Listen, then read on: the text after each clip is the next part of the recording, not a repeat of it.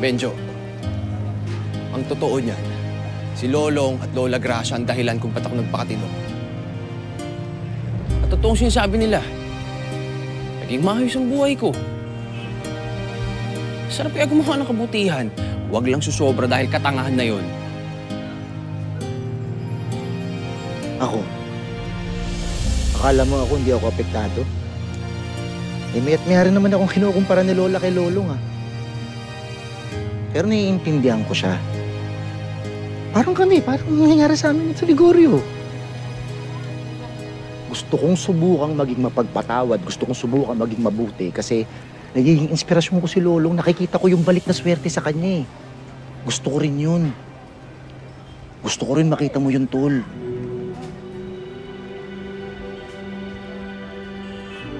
Pinagsasabihan ka lang ni Lola kasi mahal na mahal ka niya. Ha?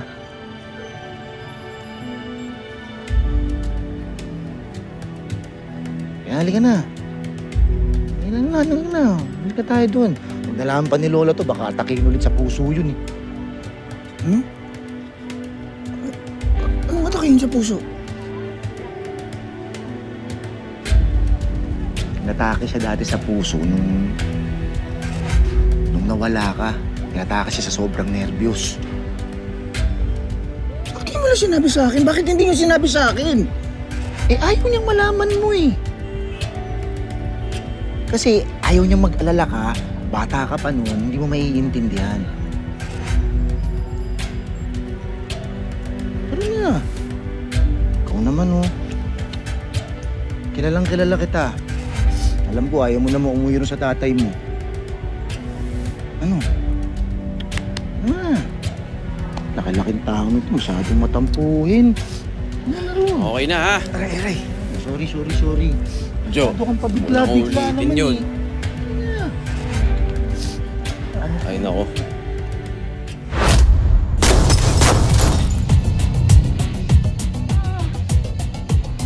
Ano ba naman yan? Tutulog pa ako Sensya ka na.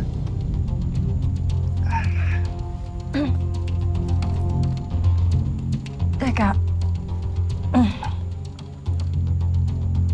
Ilang bata bang pwede mong dalhin? Mga 3 siguro. 3. 3 lang? May mga nangangailangan pa sa akin ng mga ibang bata Kaya, siyempre, kailangan ko rin paunlakan yung mga yan. Okay, sige. Sabihin ko na lang kay Julio. Sandali, kailan kayo magkikita ni Julio? Kailangan ko rin siya makausap kasi. And why?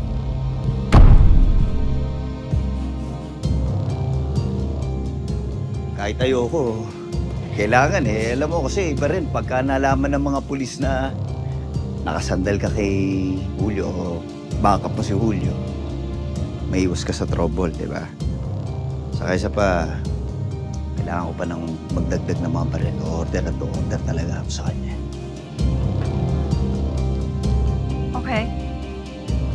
Sabihin ko sa kanya. I'll help you. Wow. Thank you. Bakit? Di ba sinabi ko naman sa'yo, I don't kiss on the lips. Dito pwede. Igilan mo nga ako. Buti pa mag-ayos ka na. Bilisan mo. Tara. Lolo ka na tayo. Teka lang, ha? Teka lang.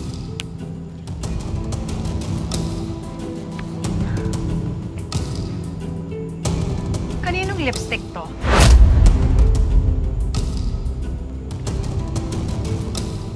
Di sa'yo.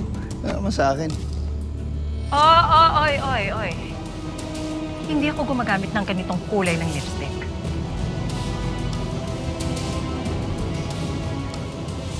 Kaninong lipstick ito? Malabong sa akin yan. Sinungaling!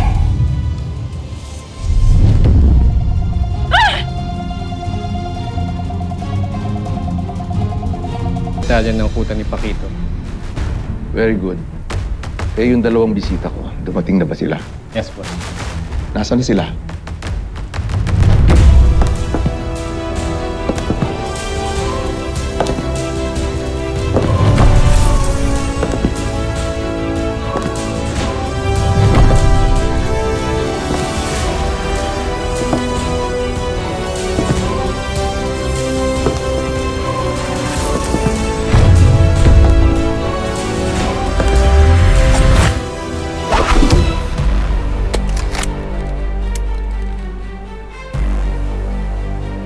Mabilis ka pa rin.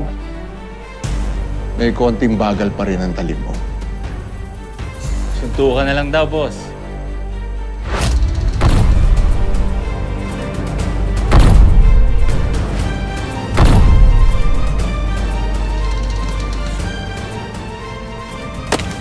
Stop it!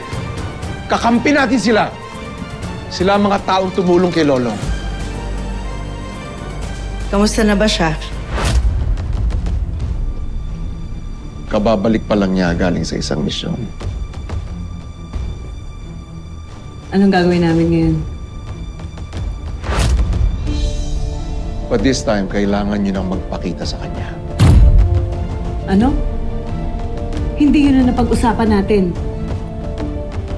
Malaking grupo ang kailangan niyang harapin. Hindi niya kayang mag-isa. Ma'am Karina, ba't ba ayaw niyo pa rin magpakita kay Lolo? Dahil ayoko siyang guluhin. Masaya na siya ngayon sa buhay niya.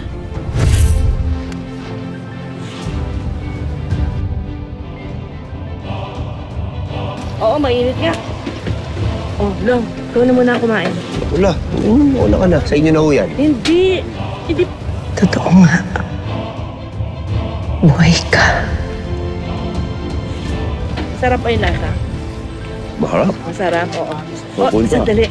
Marunong din ako magluto. Ano bang gusto mo lutuin ko sa'yo mamaya? Gaabala ka pa na naman. Oo, sasarapan ko. Marunong ako magluto. Eh, parang namimiss ko ho yung sinabawan na sapsap. Sap-sap lang. Simple mo talaga kumakain. Yung tostadong galunggong, minis. Oo, gusto ko rin yan. Eh, kaso inaaraw-araw mo na yun, Dong eh. Masaya akong nakikita kang masaya.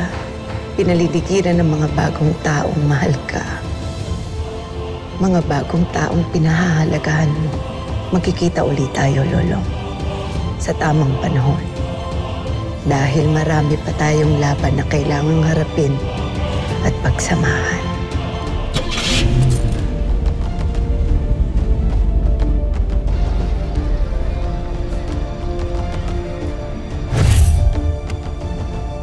Ayokong balikan niya pa ang noon nang dahil sa atin.